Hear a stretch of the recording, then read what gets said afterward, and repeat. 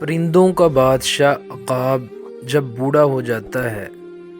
ایک عقاب کی عمر 70 سال کے قریب ہوتی ہے۔ اس عمر تک پہنچنے کے لیے اسے سخت مشکلات کا سامنا کرنا پڑتا ہے۔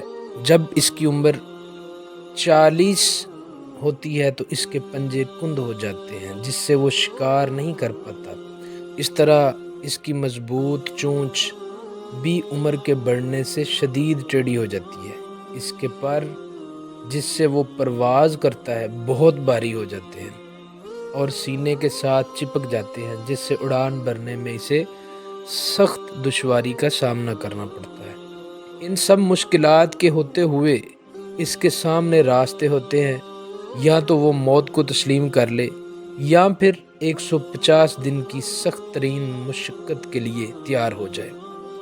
چنانچہ وہ پہاڑوں میں جاتا ہے اور سب سے پہلے اپنی چونچ کو پتھروں پہ مارتا ہے، یہاں تک کہ وہ ٹوٹ جاتی ہے۔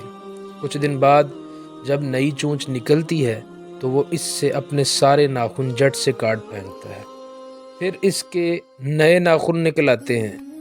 وہ چونچ اور ناخن سے اپنا ایک ایک بال اکھاڑ دیتا ہے۔ اس سارے عمل میں اسے 5 ماہ کی طویل مشکل اور مشقت سے گزرنا پڑتا ہے۔ 5 ماہ بعد جب وہ اڑان بھرتا ہے تو یوں محسوس ہوتا ہے جیسے اس نے نیا جنم لیا ہو۔ اس طرح وہ 30 سال مزید زندہ رہ پاتا ہے۔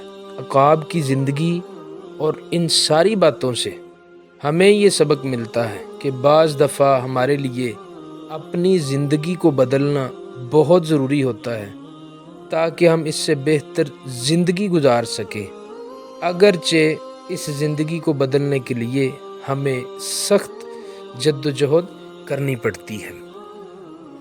عقاب اگر جب اس کو خوف اور خطرہ تھا کہ میں مر جاؤں گا، یہ 150 دن کا رسک نہ لیتا اور شدید مشقت میں پہاڑوں کے اوپر نہ جاتا، 150 دن کم نہیں ہوتے، پہاڑوں کے اوپر نہ جاتا اور ڈرتا، خوف زدہ ہوتا، تو پھر یہ باقیہ زندگی، خوبصورت ترین لمحات، ہواؤں میں فضاؤں میں پھرنا اور زندگی کے سکون سے یہ دور ہو جاتا۔ لیکن اس نے عقاب تھا نا، شہین تھا، تو اس نے مشکلات کو چیلنج کیا اور وہ پہاڑوں کی طرف گیا اور 150 دن کی سخت ترین مشقت کے لیے تیار ہو گیا۔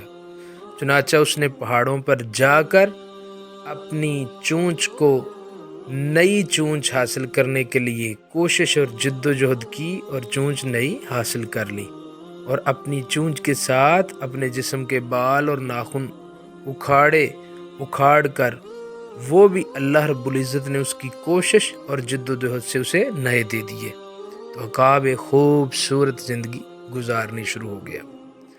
تو اگر ہم چاہتے ہیں کہ ہمیں بھی خوبصورت، اچھی اور نئی زندگی ملے، تو ہمیں بھی عقاب کی طرح کوشش، جدوجہد، محنت اور سٹرگل کرنی پڑے گی۔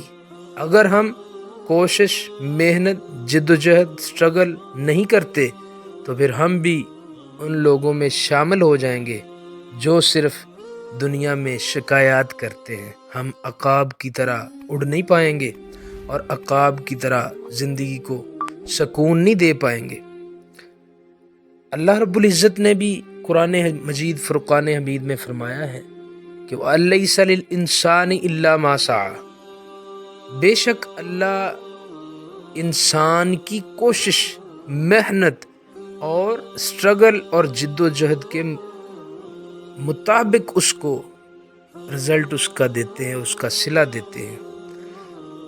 ثُمَّ يُجْزَاهُ الْجَزَاءَ الْأَوْفَىٰ، اور پھر اللہ دیکھتے ہیں کہ اس نے کتنی محنت کی، کتنی کوشش کی، اللہ پھر اسے اس کا برابر بدلہ دیتے ہیں۔ جس طرح کہ اس شہین عقاب کو جب اسے مرنے کا 40 سال کی عمر کے بعد خوف ہوتا ہے، ڈر ہوتا ہے، اور یہ اپنی زندگی بچانے کے لیے اس کو 2 فیصلے کرنے ہوتے ہیں کہ یا تو پہاڑوں میں جائے یا پھر مر جائے، تو یہ زندگی بچانے کے لیے پہاڑوں میں جاتا ہے۔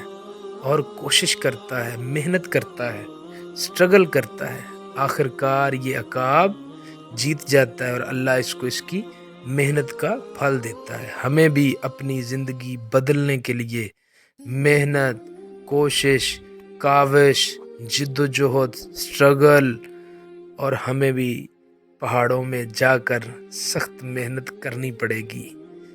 اس لیے اس عقاب کی اس کہانی سے ہمیں یہ سبق حاصل ہوا کہ جب تک ہم کوشش محنت نہیں کریں گے ہم کامیاب نہیں ہو سکتے۔ سبق آموز کہانی ہے۔